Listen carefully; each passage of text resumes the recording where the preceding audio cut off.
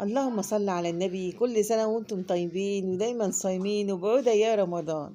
ازاي حضراتكم عاملين ايه؟ يا رب يكونوا بصحة وبألف خير.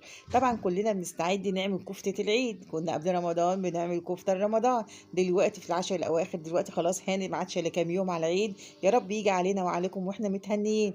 بنعمل الكفتة. بعد إذن حضراتكم عايزاكم تركزوا معايا في الكفتة اللي معايا دي. شوف أنا عملت الكفتة كده دواير اهي زي ما انت شايفة. تعالي بقى بصي شوف ايه اللي حصل في الصوابع.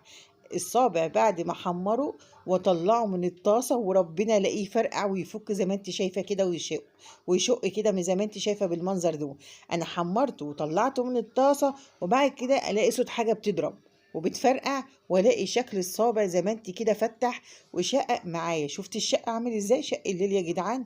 اللهم صل على النبي. بجد عمر في حياتي ما ورد عليا كفته بالمنظر دون. انا بقالي سنين وسنين وسنين بعمل كفته، وما شاء الله شايفه المنظر، شايفه منظر الصابع عمره ما طلع معايا بالمنظر دي.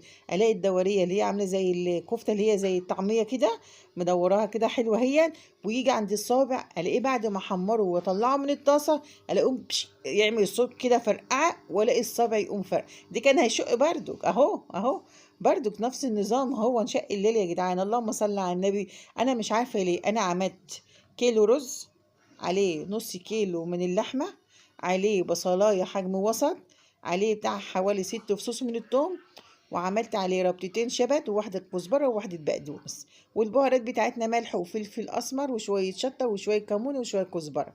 هو ده اللي أنا عملته.